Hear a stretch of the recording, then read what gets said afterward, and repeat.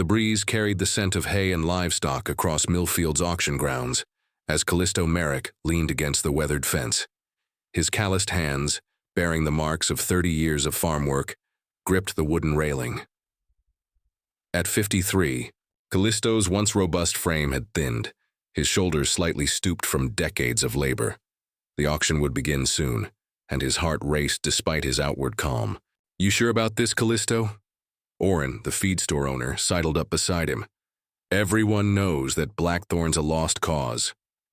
Callisto's eyes remained fixed on the massive black stallion being led into the auction pen. Blackthorn was magnificent. 17, hands high with rippling muscles beneath a gleaming coat. The handler struggled to control him as the horse reared and snorted, eyes wild with defiance. "Duchess Isolde's finest breeding stock gone rogue," commented Orrin. "They say he's injured 3 stable hands already." The stallion's reputation was famous throughout the valley. Bred from championship lines on the Thornfield estate, Blackthorn had shown early promise before something snapped in him. Now the Duchess was cutting her losses, auctioning the dangerous animal for whatever she could get. Callisto's small farm was barely surviving. The drought had claimed half his crops, and his ancient tractor had finally died. His daughter, Zephyrines' college tuition was coming due, and his wife Meridian's medical bills kept mounting. Yet something about the condemned horse called to him. "Ladies and gentlemen," announced the auctioneer, Barnaby Flint, a portly man whose voice carried across the grounds. "Next up, Thornfield Midnight Storm, known as Blackthorn. 5-year-old stallion, excellent bloodlines, sold as is with no guarantees. Bidding starts at 500, the crowd murmured. No one raised their hand. 400? Barnaby tried again. Silence. 300? Folks, this is championship stock we're talking about.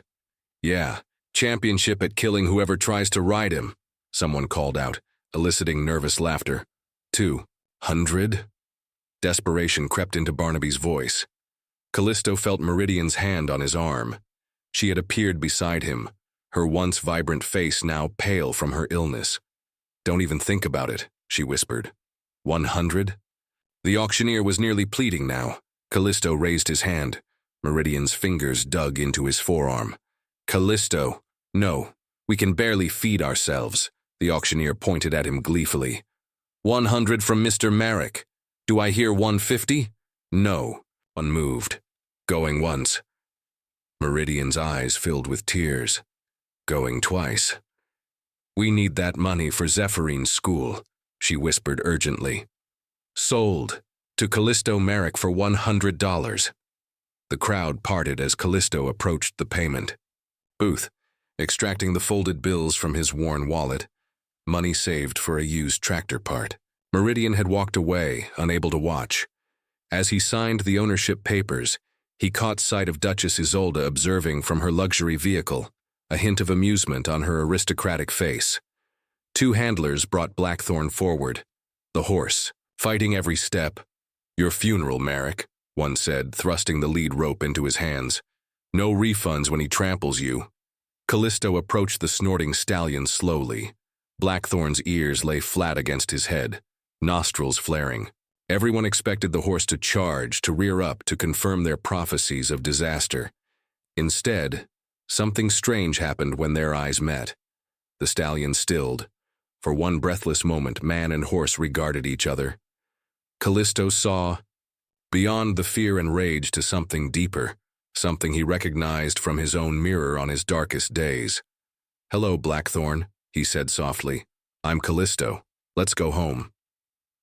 The journey home stretched 5 miles along winding country roads. Callisto had declined offers of a trailer, partly from pride, mostly because he couldn't afford the rental fee. So they walked man and horse, keeping careful distance from each other. Blackthorn resisted at first, planting his hooves and yanking at the lead rope until Callisto's palms burned. "You've got spirit," Callisto acknowledged, not pulling back. "That's something worth saving." Around the 2nd mile, when the auction grounds had disappeared behind hills of swaying grass, Blackthorn's resistance eased slightly. He still pranced nervously, head held high but followed with fewer protests. Occasionally, passing vehicles slowed to gawk at the spectacle, the notorious stallion and the foolhardy farmer. "That's Merrick with Blackthorn," Callisto overheard. From a passing truck. "Man's gone completely mad." Perhaps he had. The Merrick farm was struggling enough without another mouth to feed, especially one that consumed as much as a horse of Blackthorn's size.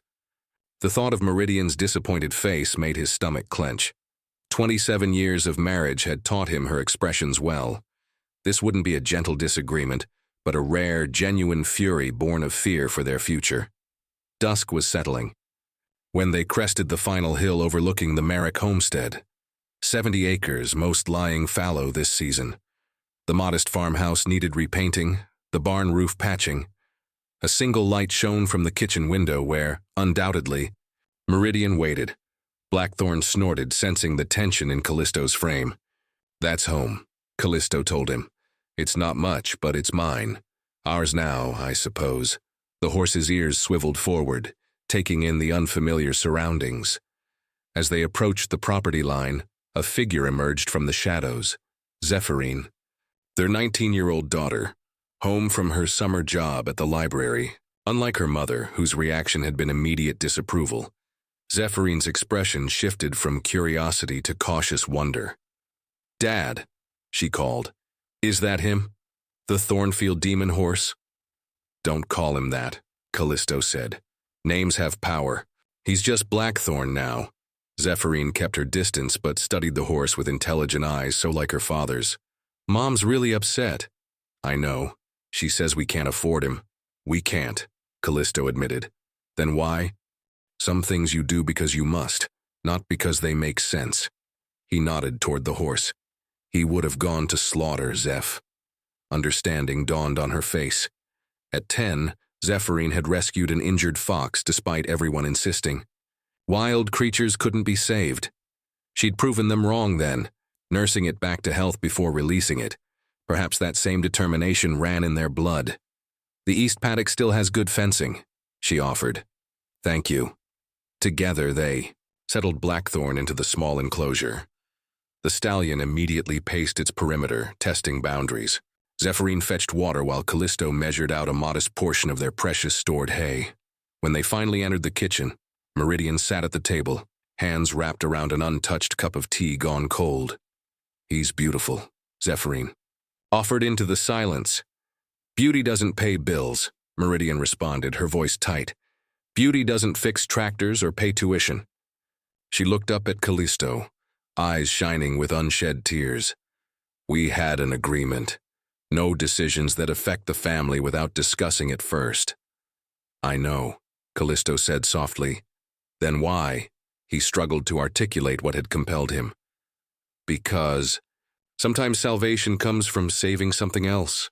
Poetic notions won't keep this farm running," Meridian said, rising from her chair. "You've brought home another mouth to feed when we're barely feeding ourselves. And not just any mouth, one attached to a dangerous animal no one else would touch." "I'll make it work," Callisto promised. "I'll take extra shifts at the lumberyard." "You're already working 6 days a week with a bad back." From the window they could see Blackthorn still pacing, silhouetted against the rising moon. 1 month, Meridian finally said. "If that horse hasn't proven his worth or at least stopped being a danger by then, he goes. I mean it, Callisto." After she left the room, Zephyrine touched her father's shoulder. "What made you do it, Dad, really?" Callisto stared out at the shadowy figure of the horse. "When I looked in his eyes, I saw myself 20 years ago, when the bank nearly took everything and I was ready to give up. Someone gave me a second chance then. Maybe it's time I passed that on."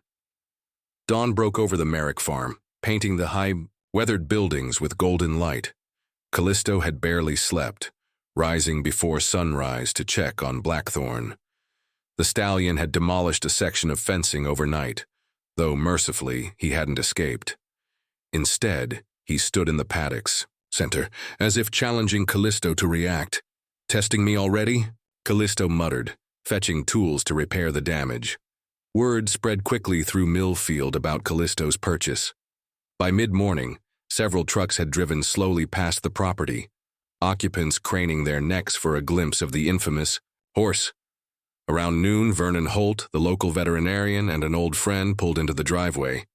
"Heard you've acquired Thornfield's terror," Vernon said, climbing out of his truck with his medical bag. "Thought I'd stop by and make sure you still have all your limbs." Callisto managed a smile. "Just some fencing casualties so far." Vernon approached the paddock cautiously. Blackthorn immediately moved to the furthest corner, head high, nostrils flaring. "Magnificent animal," Vernon admitted. "Shame about his temperament." "Maybe it's not temperament," Callisto suggested. "Maybe it's circumstance." Vernon gave him a skeptical look. "Mind if I take a look at him?" "On the house. Consider." In morbid professional curiosity, it took them 30 minutes just to corner Blackthorn enough for Vernon to observe him from a distance. The horse snorted and pawed, but something had shifted since yesterday. His aggression seemed more defensive than offensive. "There," Vernon pointed suddenly. "See how he flinches when approached from the right, and that slight favoring of his left hind leg." Callisto hadn't noticed, but now he saw the subtle asymmetry in the horse's stance. "I'd bet my license he's in chronic pain," Vernon said. "Possibly an old injury, improperly healed, maybe nerve damage." He shook his head. "Expensive diagnostics would tell us more, but we both know I can't afford that," Callisto finished. Vernon clapped him on the shoulder. "I'll ask around, see if any of my colleagues have ideas. Meanwhile, try anti-inflammatories. I'll leave you some samples." After Vernon left, Callisto approached the fence with renewed purpose.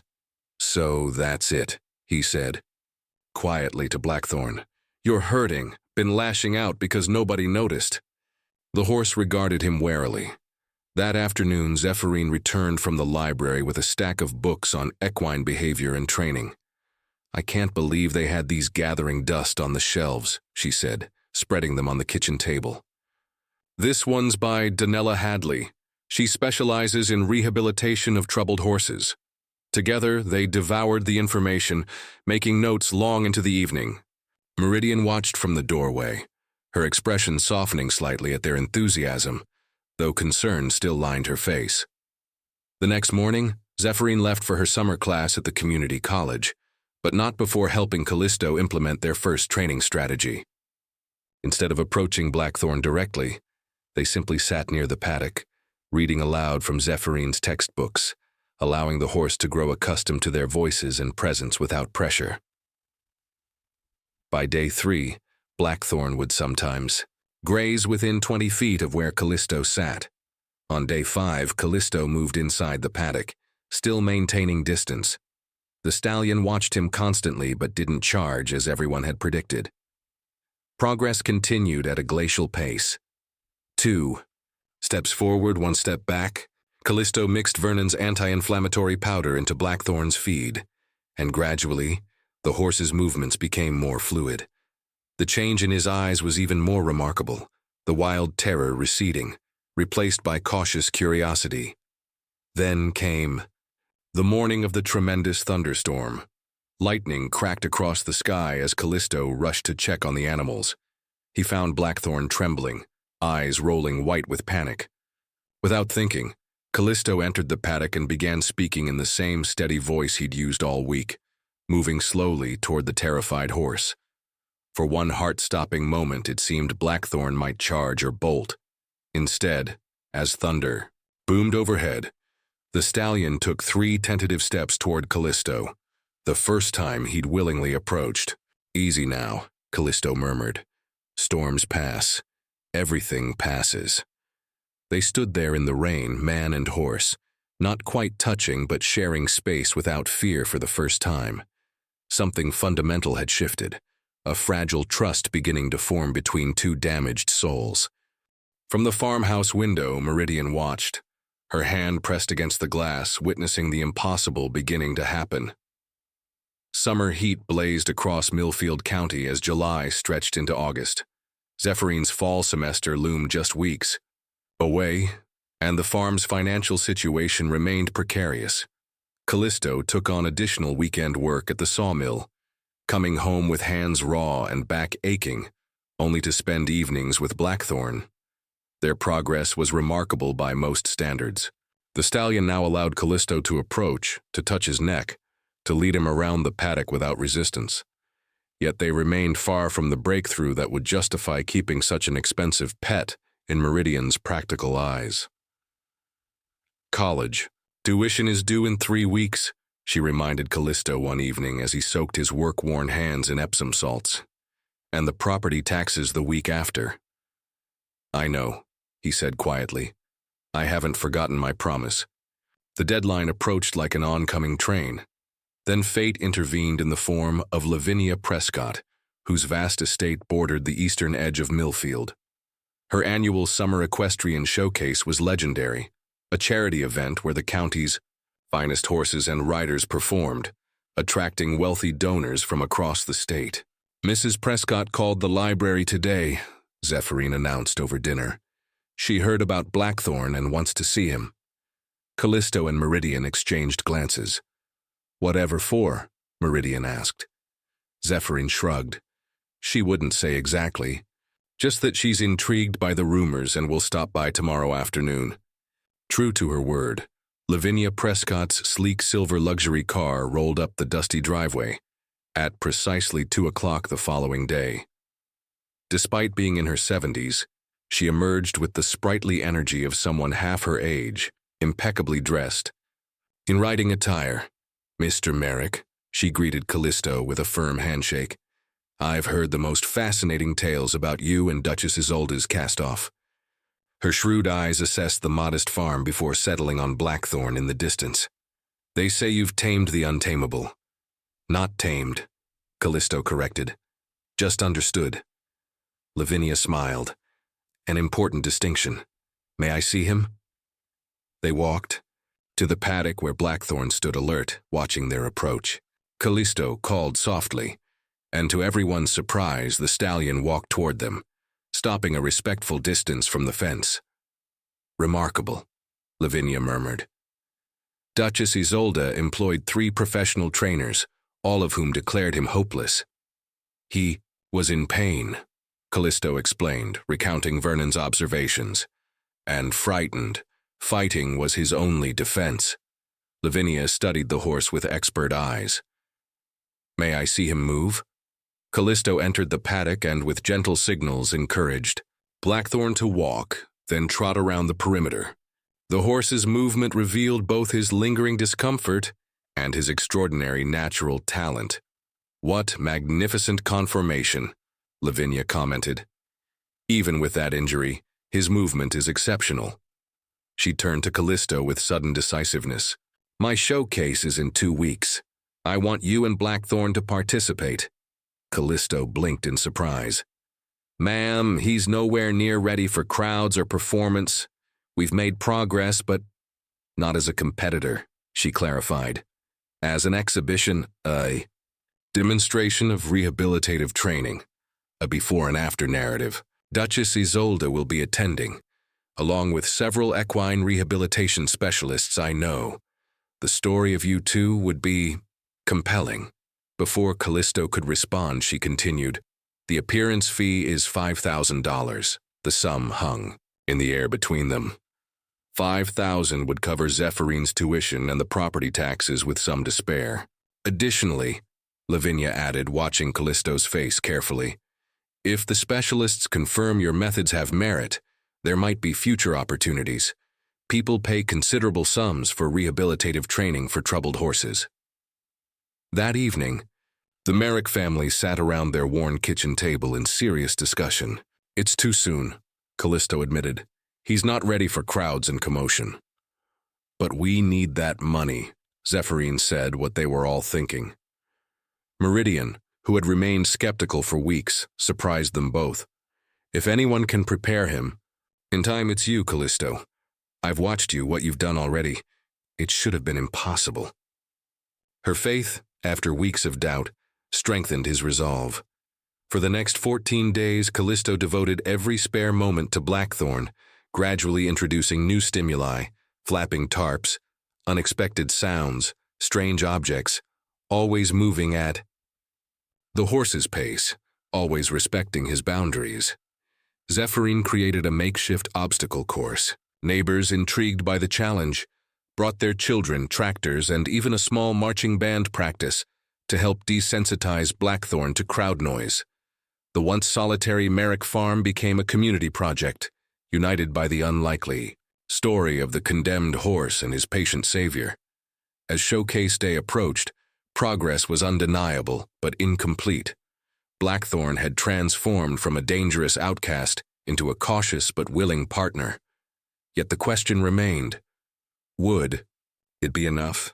Morning mist shrouded the Prescott estate as Callisto loaded Blackthorn into Vernon's borrowed trailer.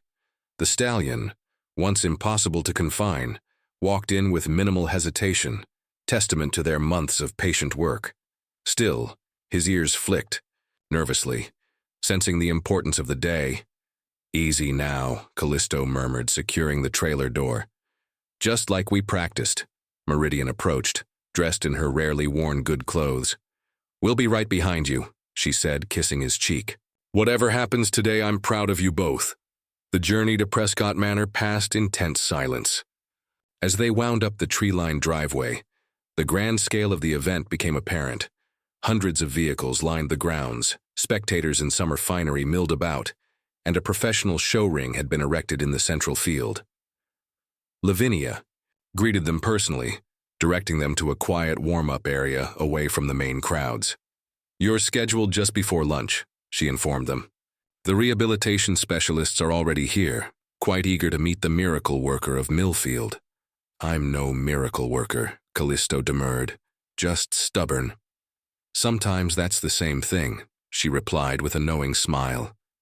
As Callisto unloaded Blackthorn, he could feel the horse's tension. Too many people, too many unfamiliar scents and sounds. The stallion's muscles quivered beneath his gleaming coat, eyes darting at every movement. "Focus on me," Callisto said quietly, placing himself in Blackthorn's line of sight. "Just like at home, it's only us." Gradually, the horse's breathing steadied. They began their warm-up routine, simple exercises designed to build confidence and reinforce their connection. From the corner of his eye, Callisto spotted Duchess Isolde among the observers, her aristocratic features arranged in polite skepticism. The announcer's voice boomed across the grounds. "Ladies and gentlemen, our next presentation tells a remarkable story of second chances." Callisto's moment had arrived. Leading Blackthorn toward the arena entrance, he felt the horse hesitate. Beyond the gate lay hundreds of watching eyes, fluttering programs, children pointing excitedly. "Trust me," Callisto whispered, his hand steady on the lead rope. "I won't let anything harm you." For one terrible moment he thought Blackthorn might balk or, worse, revert to his former panic. Instead, the stallion took a deep breath and stepped forward beside him. The audience fell silent as they entered. Lavinia had arranged for video, footage of Blackthorn's behavior at the Thornfield estate to play on large screens. The horse rearing, striking out, eyes wild with fear and pain. The contrast with the animal walking calmly beside Callisto couldn't have been more dramatic. For 15 minutes they demonstrated their journey, Callisto narrating their process while showing how Blackthorn now responded to subtle cues, trusted enough to follow through obstacles, and stood calmly while being handled.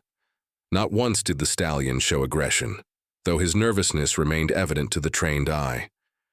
When Callisto described the suspected injury and Vernon's insights about chronic pain, several specialists in the audience nodded with professional interest.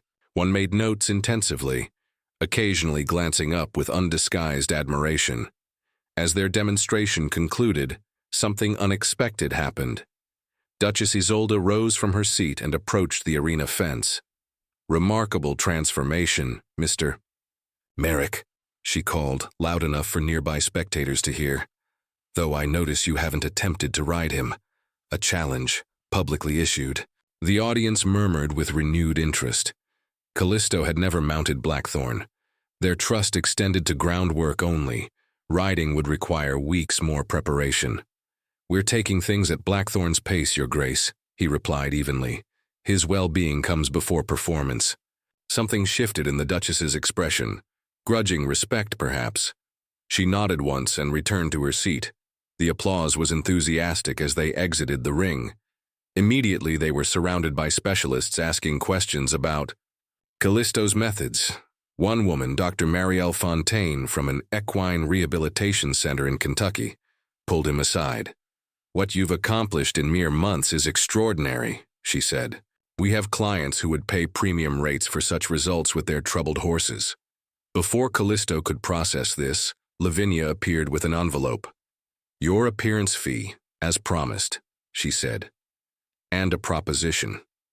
I have 3 horses in my stable that could benefit from your approach. I'm prepared to offer you a contract. Part-time work, of course, allowing you to maintain your farm." That evening, as sunset painted the sky above their modest farmhouse, the Merrick family celebrated.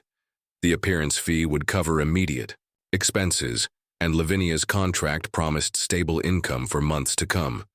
More remarkably, Dr. Fontaine had arranged for Blackthorne to receive specialized veterinary treatment for his injury, covered by a research grant she oversaw.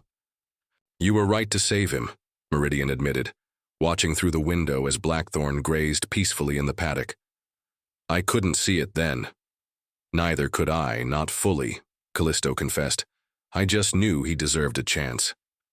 Zephyrine, college textbooks already spread across the table for her upcoming semester, looked up with a smile. Maybe that's what we all need sometimes.